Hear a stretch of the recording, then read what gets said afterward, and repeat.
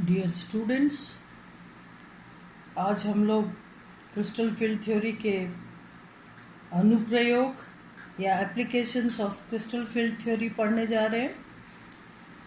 सबसे पहले crystal field सिद्धांत के आधार पर संकुल यौगिकों की ज्यामिति, उनके चुंबकीय गुणों एवं उनके रंगों की व्याख्या आसानी से की जा सकती है क्रिस्टल फील्ड थ्योरी के आधार पर। जहाँ तक जो कमियाँ वैलेंस बॉन्ड थ्योरी में रह गई थी, उन कमियों का निवारण क्रिस्टल फील्ड थ्योरी ने करने की कोशिश की। सबसे पहले संकुल यौगिकों की ज्यामिति, इसके द्वारा हम संकुल यौगिकों की ज्यामिति की व्याख्या कर सकते हैं।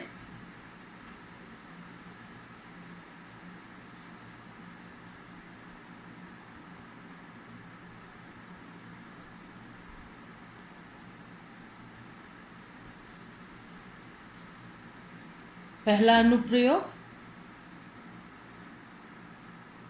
और इसके वर्णन से पहले मैं आपको बता दूं, मैं डॉक्टर पूर्णिमा दीक्षित बीएससी थर्ड ईयर में आपको क्रिस्टल फील्ड थ्योरी पढ़ा रही हूं और लगातार कई लेक्चर्स डाल चुकी हूं।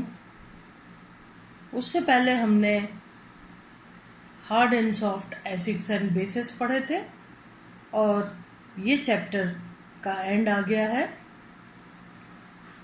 अगर किसी को किसी चैप्टर के किसी सब टॉपिक पर या टॉपिक पर कोई प्रॉब्लम हो तो वो पूछ सकता है। संकुल यौगिकों की ज्यामिति में आप जानते हैं, अधिकांश संकुल यौगिक अष्टफलकीय ज्यामिति बनाने की प्रवृत्ति रखते हैं। अष्टफलकीय क्यों रखते हैं? जिसमें कि 6 बंध बनते हैं। अष्टफलकीय यौगिक जो कि समन्वय संख्या होती है 6 सिग्मा बंध बनते हैं और इसमें बहुत सारी ऊर्जा का उत्सर्जन होता है। तो चूंकि 6 बंध बनाने में पर्याप्त मात्रा में ऊर्जा मुक्त होती है, इसलिए अधिकांश संकुल जो हैं वो अष्टफलकीय ज्यामिति बनाने की प्रवृत्ति रखते हैं। लेकिन अगर D8 विन्यास वाले धातु आयन हैं और लिगेंड प्रबल है, तो प्रबल लिगेंड की उपस्थिति में dz², चूंकि आपने विभाजन देख लिया है कि किस तरीके से अष्टफलकीय संकुलों में, चतुष्फलकीय संकुलों में और वर्ग समतलीय संकुलों में विभाजन, डी कक्षकों का विभाजन होता है। तो जब D8 सिस्टम होता है तो प्रबल लिगेंड होने पर जो लिगेंड्स में उपस्थित जो लिगेंड्स है वो प्रबल हो, तो धातु आयन के डी कक्षक में उपस्थित इलेक्ट्रॉन्स का dz² कक्षक में युग्मन हो जाता है और dx²y² कक्षक, चूँकि xy अक्ष पर से ही लिगेंड आते हैं, तो इन जो dx²y² कक्षकों का के जो इलेक्ट्रॉन्स हैं वो सभी चले जाते हैं dz² में, और ऐसी कंडीशन में dx²y² कक्षक रिक्त हो जाते हैं और वर्ग समतलीय संकुल बनते हैं। अगर लिगेंड स्ट्रॉन्ग नहीं हो, प्रबल नहीं हो, ऐसी कंडीशन में अगर समन्वय संख्या 4 है तो चतुष्फलकीय संकुल बनते हैं। अब ये तो पहली बात थी कि किस प्रकार के संकुल यानी उनकी ज्यामिति क्या होती है। सबसे ज़्यादा प्रेफर्ड ज्यामिति है अष्टफलकीय। अगर लिगेंड प्रबल हो और D8 सिस्टम हो, तंत्र D8 हो, ऐसी कंडीशन में dz² में इलेक्ट्रॉन्स का युग्मन होकर के dx²y² खाली हो जाते हैं और अतिव्यापन लिगेंड से करते हैं, जो कि x और y अक्ष पर से आते हैं। अब D8 सिस्टम में वर्ग समतलीय संकुल बनते हैं और अगर लिगेंड दुर्बल हो तो समन्वय संख्या 4 में चतुष्फलकीय संकुल बनते हैं। अब अगर हम चुंबकत्व को देखें, नंबर 2 पर चुंबकत्व की व्याख्या।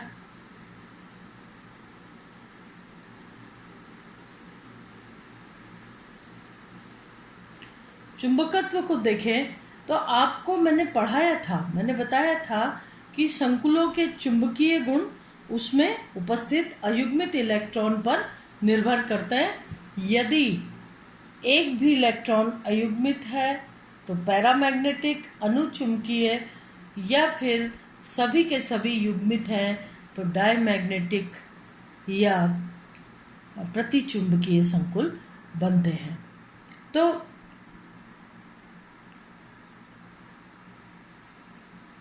संकुल में अयुग्मित इलेक्ट्रॉन की संख्या, उसकी ज्यामिति,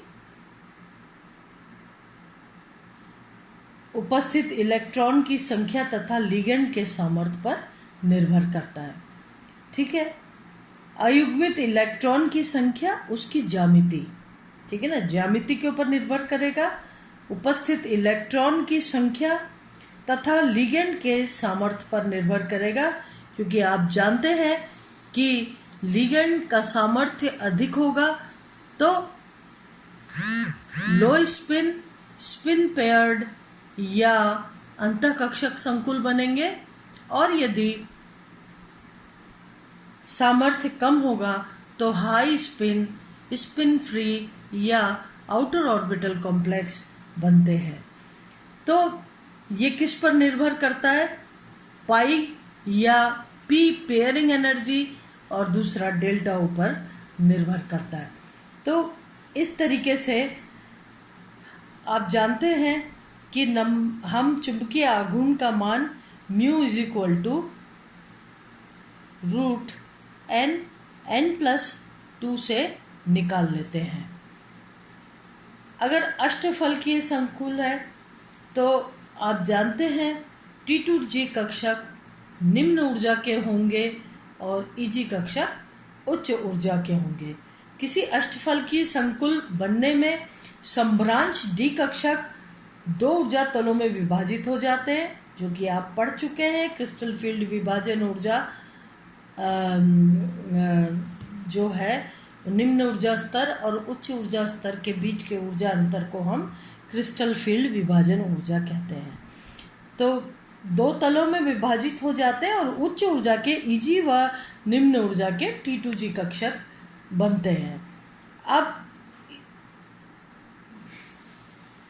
ये जो विभाजन ऊर्जा है इसको डेल्टा O से प्रदर्शित किया जाता है। यहाँ O ऑक्टाहेड्रल के लिए है। और अब इसके पश्चात इलेक्ट्रॉन का पुनर्वितरण होता है, और पुनर्वितरण इलेक्ट्रॉन का किस पर आधारित होता है? जहाँ तक D1, D2, D3 सिस्टम है, 3 इलेक्ट्रॉन T2G कक्षक में आते हैं और EG कक्षक खाली होते हैं। बात D4 सिस्टम की है, वो भी मैं आपको पढ़ा चुकी हूँ। D4 सिस्टम में 2 बात होती है, या तो P या पाई, जिसको कि हम युग्मन ऊर्जा कहते हैं, पेयरिंग एनर्जी कहते हैं, ये अधिक हो डेल्टा O से। तो पाई का मान अगर अधिक हो डेल्टा O से, इसका मतलब लिगेंड जो है वो वीक है, दुर्बल है, इसीलिए पाई का मान डेल्टा O से अधिक है। और ऐसे कंडीशन में हाई स्पिन, स्पिन फ्री या आउटर ऑर्बिटल कॉम्प्लेक्स बनते हैं। आप पढ़ चुके हैं कि अगर पेयरिंग का मान अधिक होगा तो ये 2 EG कक्षक और 1, 2, 3 T2G कक्षक 3 इलेक्ट्रॉन D3 सिस्टम में आने के पश्चात 1, 2 और 3 इलेक्ट्रॉन आने के पश्चात अगर डेल्टा O मतलब पेयरिंग का मान अधिक है तो delta O is less than pairing, तो क्या होगा? Delta O is less than pairing, तो ये विभाजन ऊर्जा या डेल्टा O का मान कम होगा, और इसलिए चौथा इलेक्ट्रॉन D4 सिस्टम में यहाँ पर आ जाएगा और इस प्रकार से स्टेबिलाइजेशन एनर्जी का मान क्या हो जाएगा, 3 इलेक्ट्रॉन T2G कक्षक में, तो क्या हो जाएगा, क्रिस्टल फील्ड स्टेबिलाइजेशन एनर्जी का मान जो है वो हो जाएगा delta O electrons in T2G।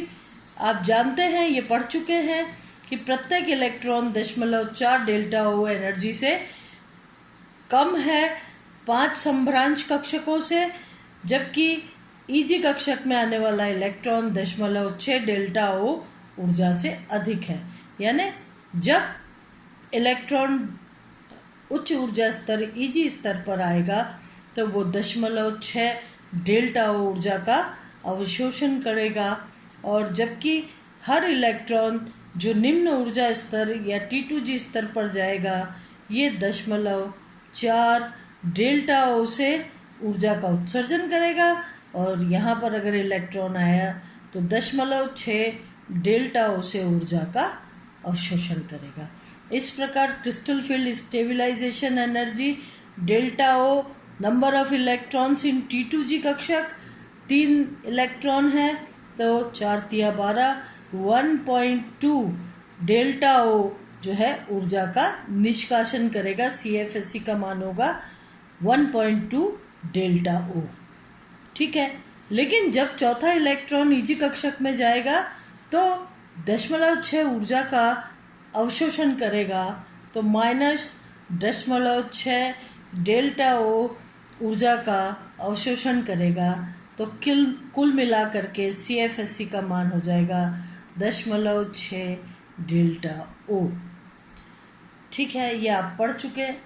वहीं पर अगर ये दुर्बल ना हो, लिगेंड दुर्बल ना हो, लिगेंड क्या है यहाँ पर, दुर्बल है, इसीलिए डेल्टा ओ का मान पेयरिंग से कम है। अगर लिगेंड प्रबल होगा तो क्या होगा, लिगेंड प्रबल होने पर ये EG कक्षक और ये T2G कक्षक के बीच का ऊर्जा अंतर अधिक होगा, यानी क्या हुआ कि डेल्टा ओ का मान अधिक होगा पेयरिंग से पाई। ठीक है, अब अधिक होगा, इसका मतलब क्या हुआ कि इलेक्ट्रॉन अगर इस स्तर पर है, 3 इलेक्ट्रॉन D3 सिस्टम में आने के पश्चात अब चौथा इलेक्ट्रॉन चूंकि डेल्टा ओ का मान अधिक है, इसलिए ऊपर जाने की बजाय वो यहीं पे पेयरिंग करेगा, और D4 सिस्टम के लिए जो विन्यास है वो इस तरीके से हम उसको प्रदर्शित करेंगे, T2G4 EG0, जबकि यहाँ पर क्या था, यहाँ पर था T2G3 EG1। ठीक है, इसको इस प्रकार से T2G में कितने इलेक्ट्रॉन और EG में कितने, उसको इस प्रकार से प्रदर्शित किया जाता है। और इस तरीके से जो हमने क्रिस्टल फील्ड स्टेबिलाइजेशन एनर्जी का मान पहले निकाला था, वो क्रिस्टल फील्ड स्टेबिलाइजेशन एनर्जी का मान आएगा यहाँ पर। अब 5वां इलेक्ट्रॉन जब आएगा तो वो कहाँ आ जाएगा, यहाँ आ जाएगा, और 6वां इलेक्ट्रॉन यहाँ आ जाएगा। इस प्रकार से CFSE का मान जो है, CFSE का मान D4 सिस्टम के लिए ये हो जाएगा, चारों इलेक्ट्रॉन T2G कक्षक में आए, आपने लिखा T2G4 EG0, तो 4 चौक 16, 1.6 डेल्टा ओ जो है CFSE का मान होगा।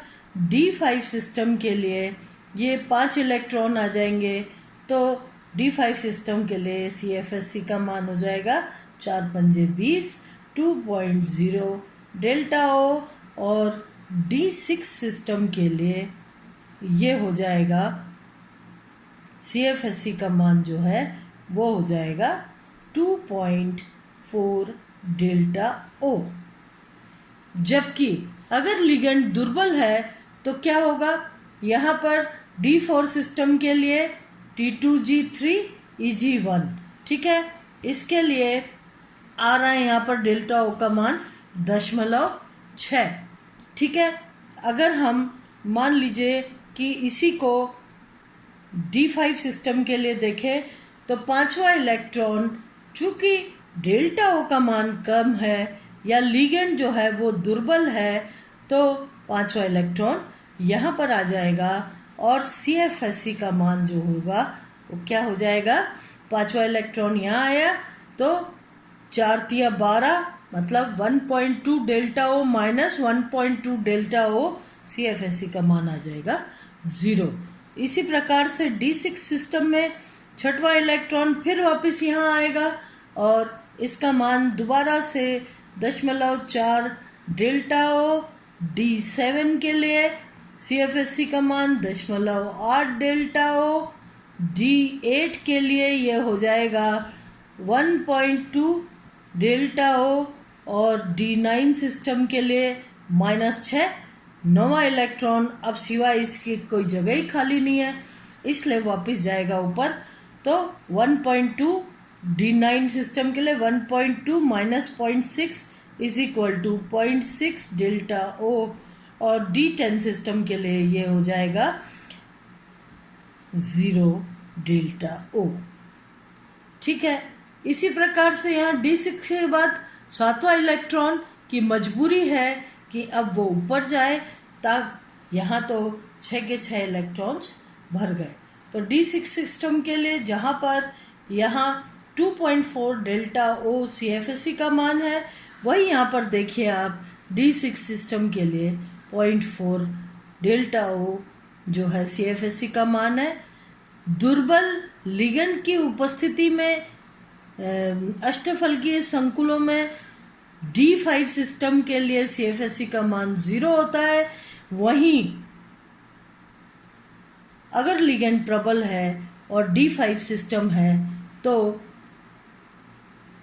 लिगेंड प्रबल लिगेंड के लिए डेल्टा ओ का मान 2.0 होता है। ठीक है, इस प्रकार से अगर चतुष्फलकीय संकुलों में देखा जाए, आप इस प्रकार से ये पता कर सकते हैं कि कितने इलेक्ट्रॉन्स अयुग्मित हैं और मैग्नेटिक मोमेंट का मान कितना आना चाहिए। ठीक है, मैग्नेटिक मोमेंट हम n is equal to √n+2 से mu is equal to n√n+2 फॉर्मूले से म्यू का मान यानी चुंबकीय आघूर्ण का मान निकाल लेते हैं। अगर चतुष्फलकीय संकुलों में देखा जाए तो चतुष्फलकीय संकुलों में भी आप पढ़ चुके हैं कि चूंकि चतुष्फलकीय संकुलों में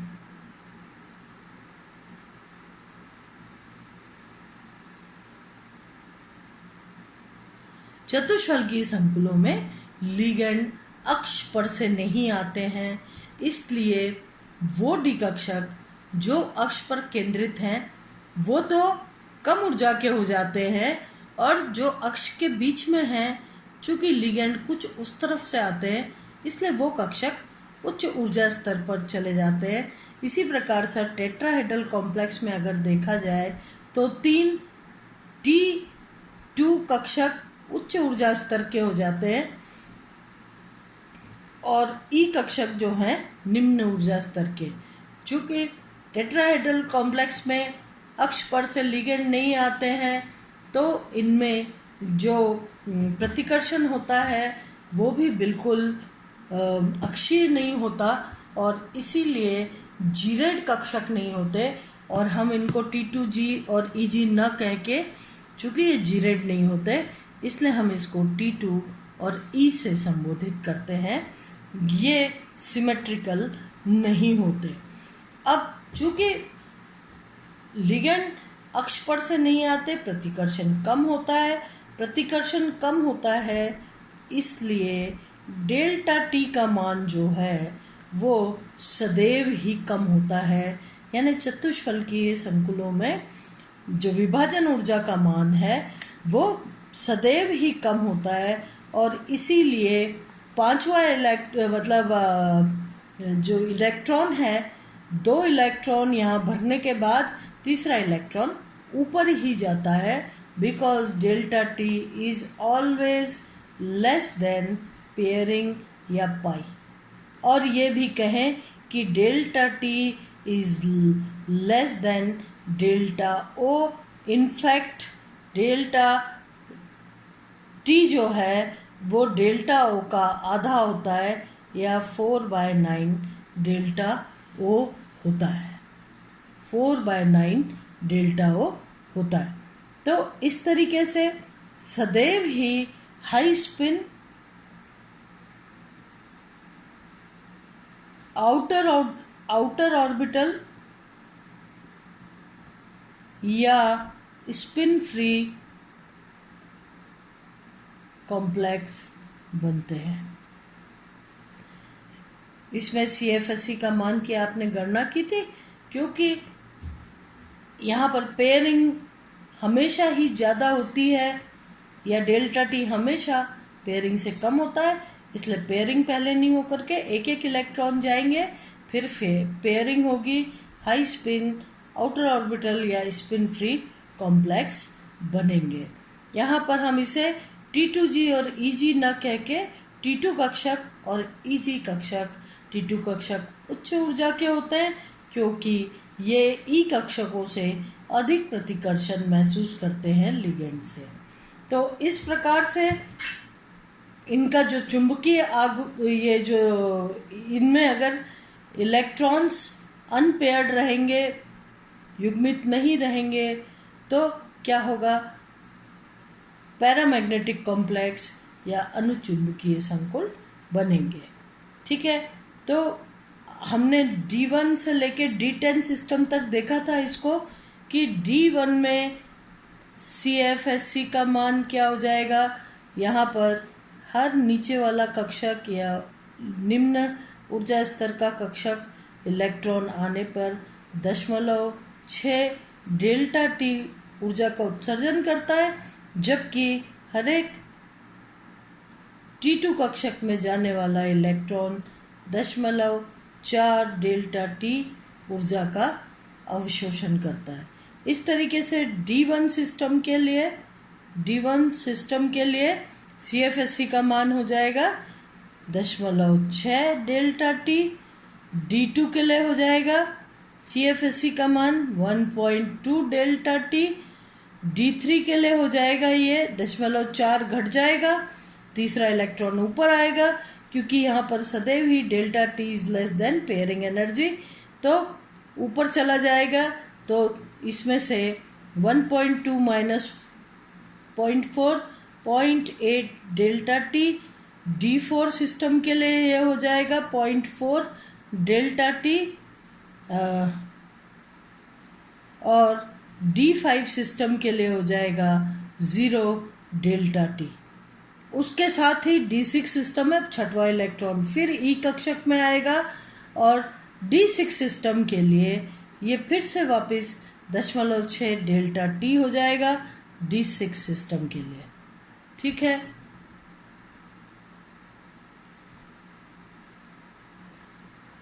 D7 सिस्टम के लिए क्या होगा। D7 सिस्टम के लिए सातवां इलेक्ट्रॉन फिर नीचे आएगा 1 डेल्टा टी। D8 सिस्टम के लिए फिर एक इलेक्ट्रॉन ऊपर चला जाएगा 0.8 डेल्टा टी। D9 सिस्टम के लिए 0.4 और D10 सिस्टम के लिए 0 डेल्टा टी CFSE का मान आएगा। तो इस तरीके से क्रिस्टल फील्ड थ्योरी के द्वारा हम चुंबकीय गुण और ज्यामिति की व्याख्या कर सकते हैं। आज यहीं पर समाप्त करते हैं। अगले लेक्चर में मैं डॉक्टर पूर्णिमा दीक्षित आपको इनऑर्गेनिक केमिस्ट्री पढ़ा रही हूँ 3rd ईयर में।